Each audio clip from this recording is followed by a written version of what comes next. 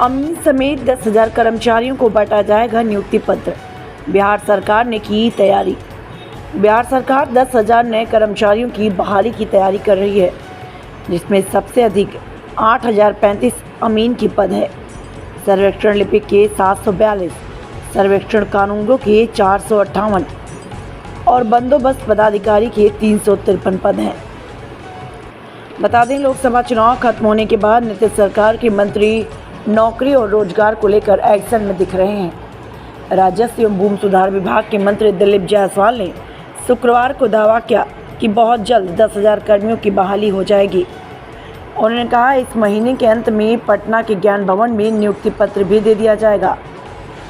खबरों में आगे विस्तार से बताएंगे, मगर उससे पहले अगर आपने संपूर्ण पब्लिक न्यूज को अभी तक सब्सक्राइब नहीं किया तो अभी कर ले और बेल में जाकर ऑल सेलेक्ट कर लें, ताकि हमारी हर पहली खबर आपको सबसे पहले मिले।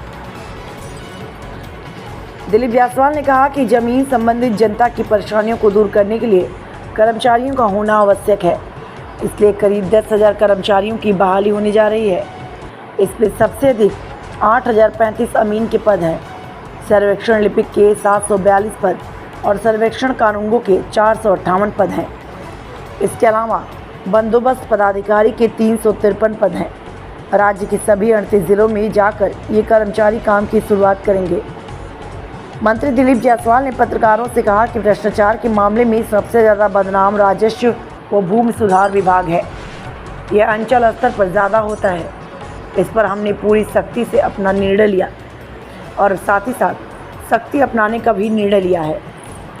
पहले जो ज़मीन संबंधी वाद विवाद का निपटारा होता था वह अंचल का अलग होता था और DCLR का अलग होता था और ADM का अलग होता था। अब हमने सभी के पोर्टल को एक ही पोर्टल में करने का निर्णय लिया, जिससे पारदर्शिता बनी रहे और किसका निर्णय क्या है तुरंत उसकी जानकारी में रहे। इसके अलावा निर्देश दिया कि 90 दिन के अंदर ज़मीन संबंधी वाद विवाद का निपटारा हर हाल में हो जाना चाहिए। भ्रष्टाचार पर रोकथाम लगाने के लिए कहा कि दाखिल खारिज के आवेदन करने वाले की बात सबसे पहले अंचलाधिकारी को सुननी होगी। बगैर पूरी जानकारी लिए दाखिल खारिज निरस्त नहीं कर सकते। मंत्री दिलीप जायसवाल ने कहा, ऐसा देखा जाता है कि राजस्व कर्मचारी कई प्रखंड कार्यालय में 15 और 20 साल से बने हुए हैं। इसलिए निर्णय कल से ही हम निकालने के जा रहे हैं कि शहरी क्षेत्र चाहे नगर निगम हो, नगर परिषद हो या नगर पंचायत हो, जिस प्रखंड कार्यालय में 2 वर्ष से ज़्यादा जो राजस्व कर्मचारी हैं उनका तबादला किया जाएगा।